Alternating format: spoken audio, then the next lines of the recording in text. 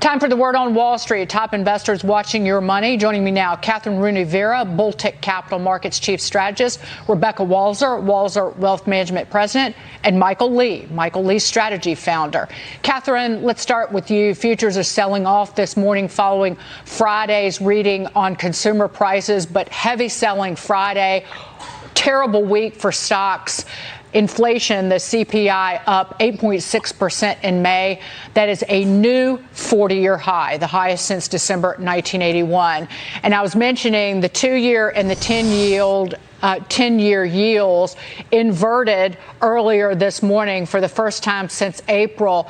How do you see these markets? Watching the Federal Reserve meeting this week, what are you watching? What are you expecting? It's clearly not going to end pretty, Dagan. I think the Fed has to choose at this point between inflation and recession.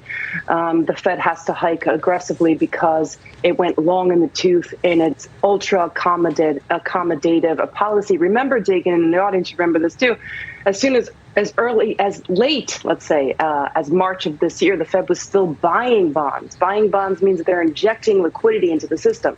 Over the past year, the Fed has said inflation is temporary, the labor market needs additional support, and there is no wage price spiral. Wrong on all three counts. Went way past the expiration date on expansionary policy and now has to play enormous catch up. The problem now, however, is that we have an economic deceleration. We're in stagflation. That's my view. Stagflation being defined as high inflation and growth below potential. I think we're there. And now the Fed either, tackles inflation, tries to claw back some credibility. The problem here, I'll add, is that even if the Fed were to hike 200 basis points, 300, whatever they want to hike, Dagan, they don't control the entirety of the CPI basket. They control a fraction of it. Mm-hmm. So inflation is here to stay. It's sticky. It's long-term in nature, and we're heading into a recession. The determinant of when we enter recession is the labor market. How quickly does it roll over? So what I'm watching for is the unemployment rate. Does that shoot up? And if that shoots up, then we should be expecting a recession imminently. I'll just add this before I move on to Mike, that Kyle Bass, a frequent guest on this program, he's talking about quantitative tightening or the reduction in the Federal Reserve's balance sheet. That is just beginning. Mm-hmm. This is on Twitter. After almost $30 trillion of global stock losses, the Fed is about to start pulling $100 billion a month out of risk assets. I don't think they'll be able to pull $1 trillion off their balance sheet before they have to pause. Markets going much lower. Real quick reaction to that, Catherine.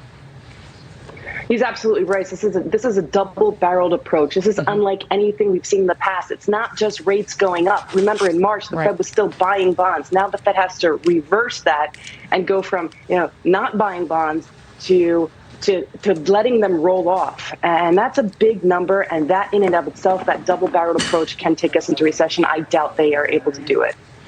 Thank you. Mike, crypto crumbling this morning. $200 billion wiped off the entire crypto market just over the weekend. Bitcoin prices falling below 24,000, the lowest level since December of 2020. Meantime, crypto lending company Celsius Network is pausing withdrawals for its customers, the latest sign of a collapse in crypto. Mike, your reaction to all this?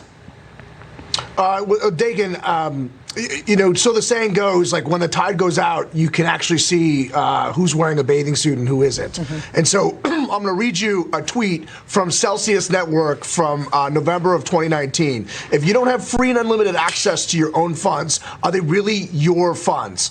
Unbake yourself with Celsius. So I think that is the key driver of Bitcoin sell-off. And a lot of these crypto exchanges do not have the capital requirements. They don't have the custody requirements of a normal brokerage. And so in times of duress, you could see who's well capitalized and who isn't. And most recently, as of as of like the third week of May, they had $30 billion worth of deposits in crypto. So a lot of these, so what you're seeing now is a lot of these exchanges, are they well capitalized? Are they not well capitalized? What you saw with Luna is there's really no such thing as a stable coin unless you physically own US dollars in your checking account. I actually think because of what's going on with Celsius, this move is going to get overdone. So if you're a long-term believer in Bitcoin or Ethereum, now is the kind of time where you really want to start legging in. I think this is this is overdone, this sell-off, based on an individual, a one-off thing that's happening that'll probably happen again with some other exchanges. And so for those people that don't know, when you stake a coin, it's the same thing as if you have a stock that's thinly traded in one of your brokerage accounts, and the brokerage firm calls and asks you, hey, can we loan this share out and pay you an interest rate? Well, a lot of people do that with their crypto to earn interest rates overnight, and some of these rates can be as high as 1,000% annually on certain rare, smaller coins, and it can be as high as 10 or 15% at some of the smaller exchanges for a Bitcoin. And so when people are paying you that much money to borrow your Bitcoin, how do you think they're generating that rate of return? Right. Well, they're obviously taking a large amount of risk, and you're seeing that play out right now by locking up deposits on their network. So this is a one-off event. If you're a long-term believer, I'd actually be a buyer here. I have something to say about that, but I want to get to Rebecca, because if it sounds too good to be true in terms of what you're getting paid to loan out an asset, or just if it sounds too good to be true in life, it is too good to be true. It's not magic.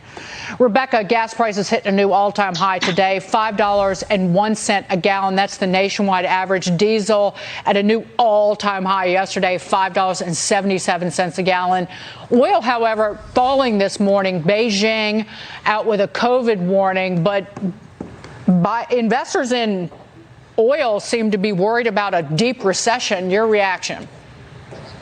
Yeah, Dagan. I mean, summertime is where people are spending the most on oil because they're getting their family trips across the world, right? And at least in the United States, that's how our seasonal works. And obviously, we had some Norwegian concern about a strike over there. That seems to be working out and making August futures a little bit less than we were on Friday. But, Dagan, if the demand is not there, if people cannot afford to go to the store and pay what they're paying for bread, milk, and eggs, and then go and pay twice as much as they're used to paying for gas. I mean, we get an 8.6 CPI number, but people realize that is not accurate. It doesn't reflect food and energy and how much less they have in their budget to spend. And so the demand is definitely going to be severely impacted in America at these prices.